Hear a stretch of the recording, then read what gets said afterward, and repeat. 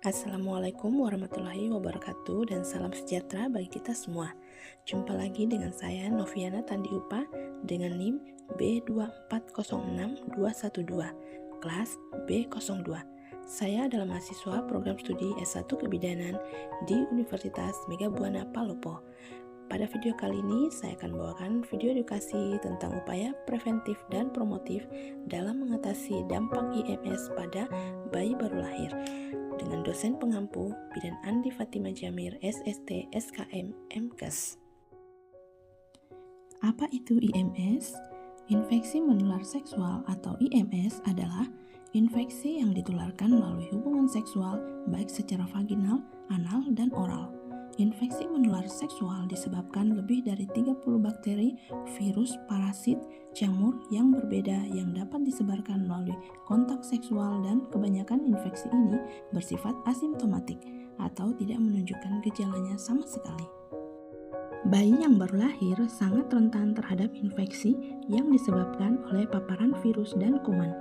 Berdasarkan data literatur menyatakan bahwa 90% penyakit menular langsung pada bayi seperti infeksi HIV, sifilis, dan hepatitis B ditularkan ke bayi dari ibu yang terinfeksi yang terjadi selama masa kehamilan, proses persalinan, dan selama menyusui. Apa saja gejala IMS? Gejala IMS bisa bervariasi tergantung pada jenis IMS dan kesehatan penderita. Biasanya, gejala tidak terlihat dengan mudah dan butuh waktu untuk inkubasi, sehingga banyak penderita tidak mengetahui kalau dirinya telah mengidap penyakit. Beberapa IMS seperti gonore dan chlamydia dapat menyebabkan infertilitas jika tidak diobati.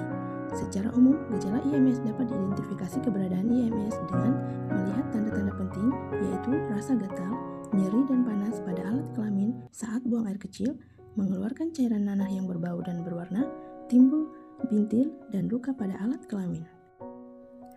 Pelayanan preventif dan promotif IMS pada bayi baru lahir mencakup: yang pertama, pencegahan penularan HIV pada bayi baru lahir. Yang kedua, pencegahan penularan sifilis pada bayi baru lahir. Yang pertama, pencegahan penularan HIV pada bayi baru lahir. Resiko penularan HIV selama kehamilan adalah sebesar 5-10%. Resiko penularan lebih besar didapatkan pada saat persalinan dan menyusui. Program pencegahan penularan infeksi HIV dari ibu ke anak merupakan upaya terhadap wanita usia produktif yang terinfeksi atau memiliki risiko terinfeksi HIV untuk tetap terjaga kesehatannya dan mencegah menularkan infeksi HIV kepada bayi yang dikandungnya. Infeksi pada bayi dapat menyebabkan kesakitan, kecacatan, dan kematian sehingga berdampak buruk pada kelangsungan dan kualitas hidup anak. Adapun program pencegahan penularan infeksi HIV dari ibu ke anak atau PPIA, yang pertama, mencegah terjadinya penularan HIV pada perempuan usia praproduksi, yaitu menghindari perilaku seksual berisiko seperti berganti pasangan seksual. Yang kedua, mencegah kehamilan yang tidak direncanakan pada perempuan dengan HIV, yaitu memberikan konseling pada perempuan dengan HIV untuk ikut KB dengan metode kontrasepsi dan cara yang tepat. Yang ketiga, mencegah terjadinya penularan HIV dari ibu hamil HIV positif ke bayi yang dikandungnya. Yang keempat, memberikan dukungan psikologis, sosial, dan perawatan kesehatan pada ibu positif beserta bayi dan keluarganya. Program pelayanan kesehatan untuk mencegah penularan HIV dari ibu hamil terinfeksi HIV kepada bayi yang dikandung mencakup kegiatan sebagai berikut. Yang pertama, layanan antenatal care atau ANC terpadu, termasuk penawaran dan tes HIV pada ibu hamil. Yang kedua, diagnosis HIV pada ibu hamil. Yang ketiga, pemberian terapi antivirus atau antiretroviral atau ARV pada ibu hamil. Yang keempat, persalinan yang aman, yaitu bedah sesar, dapat mengurangi risiko penularan HIV dari ibu ke bayi dibandingkan dengan persalinan pervaginam. Yang kelima, menunda dan mengatur kehamilan berikutnya menggunakan kontrasepsi jangka panjang. Yang keenam, tata laksana pemberian makanan bagi bayi dan anak. Yang ketujuh, pemberian obat antivirus pencegahan atau profilaksis antiretroviral dan antibiotik cotrimoxazole pada anak. Yang kedelapan, pemeriksaan diagnostik HIV pada anak. Yang kesembilan, imunisasi pada bayi dengan ibu HIV positif. Pembahasan yang kedua yaitu pencegahan penularan sifilis pada bayi baru lahir. Sifilis adalah suatu penyakit menular seksual yang disebabkan oleh bakteri Spirochaeta atau Treponema pallidum atau yang sering dikenal sebagai raja singa. Sifilis dibedakan menjadi dua, yaitu sifilis kongenital yang ditularkan melalui plasenta dari ibu ke janin selama dalam kandungan, dan sifilis akuisita yang ditularkan melalui hubungan seks dan produk darah yang tercemar.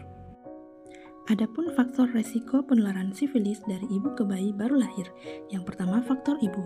Adanya IMS lain selama kehamilan seperti HIV dan gonore, infeksi organ reproduksi, malaria, dan TB akan memperbesar risiko penularan sifilis. Penularan baru sifilis pada ibu hamil meningkatkan risiko penularan ke anak. Yang kedua, faktor tindakan obstetrik.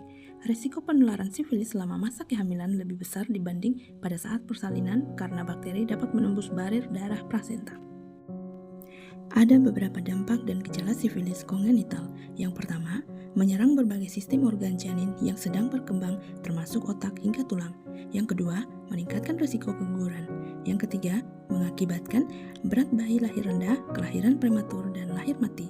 Yang keempat, gejala sifilis kongenital pada bayi berlahir hingga usia 2 minggu berupa gelembung berisi cairan infeksius di kulit bayi, pembesaran organ hati, anemia, lengan, dan kaki tidak dapat digerakkan hingga radang selaput otak. Yang kelima, gejala sifilis kongenital lanjut berupa bekas luka, gangguan penglihatan dan pendengaran, kerusakan tulang rawan hidung, dan gigi seri berbentuk seperti pasak. Pelayanan kesehatan untuk mencegah penularan sifilis dari ibu ke anak dan mencegah sifilis lanjut mencakup kegiatan antara lain. Yang pertama, program deteksi dini di puskesmas untuk ibu hamil pada trimester pertama kehamilan, sehingga jika ibu hamil terdiagnosis terinfeksi sifilis, maka segera dapat dilakukan penanganan untuk mengurangi risiko penularan, kecacatan, dan kematian janin. Yang kedua, pada bayi berlahir, jika dicurigai adanya sifilis kongenital, maka dilakukan pemeriksaan darah melalui plasenta disertai dengan pemeriksaan fisik bayi terhadap adanya gejala pada organ tubuh. Yang ketiga, pemeriksaan pada bayi juga meliputi ronsen pada tulang, pemeriksaan mata, dan pemeriksaan darah. Yang keempat, ibu harus menerapkan perilaku seksual yang aman sebelum masa konsepsi. Yang kelima, jika ibu merasa memiliki risiko terinfeksi sifilis, disarankan untuk segera melakukan pemeriksaan ke dokter spesialis dermatologi dan venerologi untuk mendapatkan penanganan sedini mungkin dan mencegah infeksi sifilis pada fase lanjut. Demikian video edukasi tentang upaya preventif dan promotif dalam mengatasi dampak IMS terhadap bayi baru lahir. Semoga video ini dapat bermanfaat dan menambah wawasan bagi kita semua. Wassalamualaikum warahmatullahi wabarakatuh dan salam sejahtera bagi kita semua.